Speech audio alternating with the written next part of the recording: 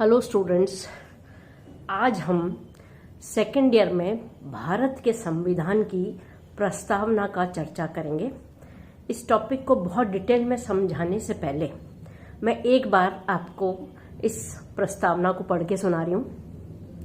हम भारत के लोग भारत को एक संपूर्ण प्रभुत्व संपन्न समाजवादी धर्मनिरपेक्ष लोकतंत्रात्मक गणराज्य बनाने के लिए उसके समस्त नागरिकों को सामाजिक, आर्थिक और राजनीतिक न्याय, विचार, अभिव्यक्ति, विश्वास, धर्म और उपासना की स्वतंत्रता, प्रतिष्ठा और अवसर को प्राप्त करने के लिए तथा उन सब में व्यक्ति की गरिमा और राष्ट्र की एकता तथा अखंडता सुनिश्चित करने वाली बंधुता बढ़ाने के लिए दृढ़ संकल्प होकर अपनी इस संविधान सभा में आज तारीख 26 नवंबर 1949 को एतद द्वारा इस संविधान को अंगीकृत, अधिनियमित और आत्मार्पित करते हैं।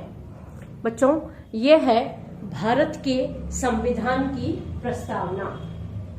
इसका थोड़ा सा मैं परिचय आपको एडवांस में बता दूं कि जब भारत के संविधान का निर्माण प्रारंभ हुआ तब 13 दिसंबर 1946 को जवाहरलाल नेहरू द्वारा इस प्रस्तावना का एक प्रारूप प्रस्तुत किया गया, जिसका नाम था उद्देश्य प्रस्ताविका या ऑब्जेक्टिव रेजोल्यूशन। यह प्रस्ताव संविधान सभा द्वारा 22 जनवरी 1947 को एक्सेप्ट कर लिया गया और फिर इस प्रस्तावना पे कार्य करते हुए थोड़ा सा मैं आपको बता दूं कि शुरुआत में जब ये संविधान को हमने लागू किया था उस टाइम पर ये कुछ 3 शब्द नहीं थे। समाजवादी, पंथ निरपेक्ष या धर्मनिरपेक्ष, पूर्व में धर्मनिरपेक्ष कहा गया लेकिन बाद में इसका नाम पंथ निरपेक्ष अधिक उपयोगी माना गया। तो समाजवादी, पंथ निरपेक्ष और अखंडता, ये 3 ऐसे शब्द हैं जो हमारी प्रस्तावना में 42वें संवैधानिक संशोधन 1976 में ये शब्द जोड़े गए थे।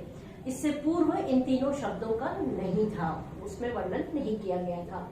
अब हम पहली चीज ले रहे हैं कि इस संविधान का जो प्रस्तावना बनाई गई, सबसे पहली चीज तो ये क्या है, ये वर्ड प्रियम्बल कहाँ से आया है? तो लैटिन भाषा का शब्द था प्रियम्बलस, जिसका मतलब अंग्रेजी में था टू गो बिफोर और टू इंट्रोडक्शन, यानी कि किसी भी संविधान का परिचय देने के लिए एक प्रस्तावना या एक प्रियम्बल का निर्माण किया जाता है और भारत में भी इसको एक्सेप्ट किया गया। भारत के संविधान के बारे में जानकारी देने के लिए एक संक्षिप्त सा परिचय इस प्रियम्बल में होता है। तो हम बात करें तो प्रियम्बल में क्या क्या चीजें हैं। पहली चीज, प्रियम्बल क्या बता रहा है हमें? सोर्स बता रहा है, यानी कि भारत की संविधान की शक्ति किससे प्राप्त हो रही है? तो हम भारत के लोग, यानी कि संविधान किससे उपज कर आया है? तो भारत के लोगों से आया, यानी कि स्रोत कौन है? हमारी भारत की जनता। दूसरा, संविधान की क्या प्रकृति है, नेचर क्या है?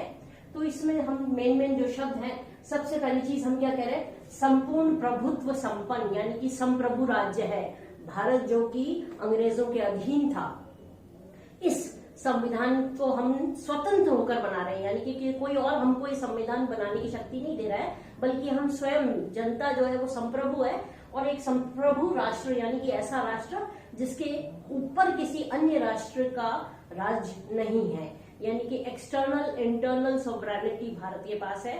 बाहरी और अंदरूनी दोनों ही क्षेत्र में भारत एक संप्रभु राष्ट्र है, भारत किसी के अधीन नहीं है।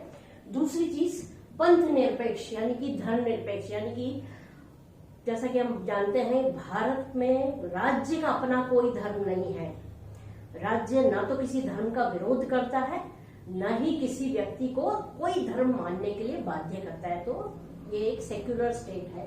तीसरी चीज समाजवादी है, यानी कि जो हमारी विचारधारा है वो ना तो पूरी तरह पूंजीवादी थी, ना हम साम्यवादी थी, बल्कि हमने साम्यवादी विचारधारा का जो अच्छी चीज थी कि जो उत्पादन के साधन हैं उस पर राज्य का इस तरीके से नियंत्रण हो कि एक लोक कल्याणकारी राज्य की स्थापना हो और समाज के सभी वर्गों का इसमें कल्याण हो। तो इसलिए हमने समाजवादी विचारधारा को अपनाया।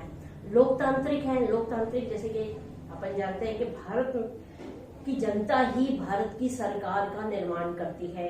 नियमित समय के पश्चात हर 5 वर्ष में यहाँ सरकार का निर्माण होता है। तो जो लोकतंत्र की शक्ति है वो जनता में निहित है और सरकारों का निर्माण जनता के द्वारा ही किया जा रहा है। जनता के चुने हुए प्रतिनिधि ही सरकार को चलाने का कार्य कर रहे हैं। तो इस रूप में देखें तो भारत एक लोकतांत्रिक राज्य है। फिर गणराज्य की बात करें तो जैसे हमारा राज्य प्रमुख है हमारा राष्ट्रपति, और राष्ट्रपति कैसे अपने पद पर आ रहा है, तो निर्वाचित होकर अपने पद पर आ रहा है। राष्ट्रपति के साथ साथ जितने भी हमारे राज्य के प्रमुख हैं, राज्यपाल हैं, वे भी गणतंत्रात्मक पद्धति को अनुसरण कर रहे हैं, यानी कि वे भी सभी निर्वाचित होकर अपने पद पर आ रहे हैं। तो ये था, इस प्रियम्बल से हमें भारत के संविधान की प्रकृति का भी आइडिया मिल रहा है। तीसरी चीज के संविधान के क्या उद्देश्य हैं, इसकी झलक भी हमें प्रस्तावना में देखने को मिलती है।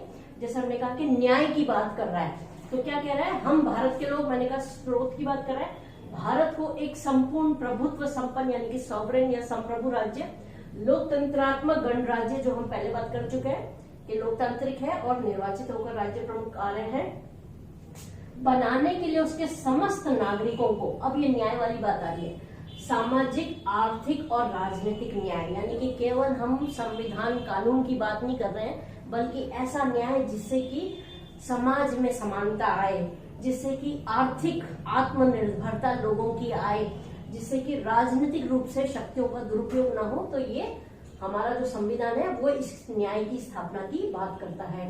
फिर नेक्स्ट है स्वतंत्रता। तो धर्म और विचार, अभिव्यक्ति, विश्वास, धर्म और उपासना की स्वतंत्रता, यानी कि प्रत्येक व्यक्ति को अपने विचार व्यक्त करने के, अपने विश्वास को बनाए रखने के, अपने धर्म और उपासना की पालन करने की उसको पूरी स्वतंत्रता है, और उसकी प्रतिष्ठा और अवसर को प्राप्त करने के लिए तथा उनमें व्यक्ति की गरिमा और राष्ट्र की एकता तथा अखंडता सुनिश्चित करने वाली, यानी कि जब हमने कहा समानता की बात आई, तो प्रत्येक व्यक्ति की अपनी प्रतिष्ठा है, उसकी अपनी गरिमा है।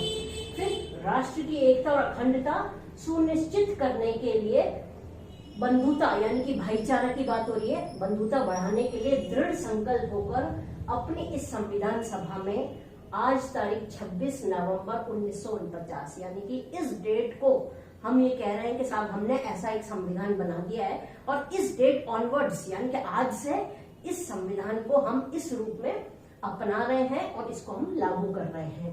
तो ये था प्रस्तावना का एक छोटा सा डिस्कशन। अब नेक्स्ट जो पॉलिटिकल साइंस के विद्यार्थी के लिए सवाल उठता है, कई बार ये विवाद भी हो चुका है कि जब मैंने कहा कि फर्स्ट टाइम जब एक ही बार प्रस्तावना में अमेंडमेंट हुआ है, संविधान में संशोधन हुआ है, और 1976 में 42 हुआ था, उस टाइम पर ये बात उठी कि क्या संसद को ये अधिकार है कि वो प्रस्तावना को संशोधित कर सकती है।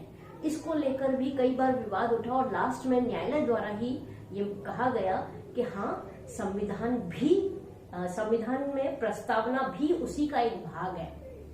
फिर से रिपीट कर रही हूँ कि जो हमारा प्रियम्बल है, हमारी प्रस्तावना है, वो संविधान का ही एक भाग है, और जैसे संसद को संविधान बदलने का अधिकार है, उस रूप में प्रस्तावना को भी संशोधित करने का अधिकार उसे अनुच्छेद 368 के द्वारा संशोधन किया जा सकता है।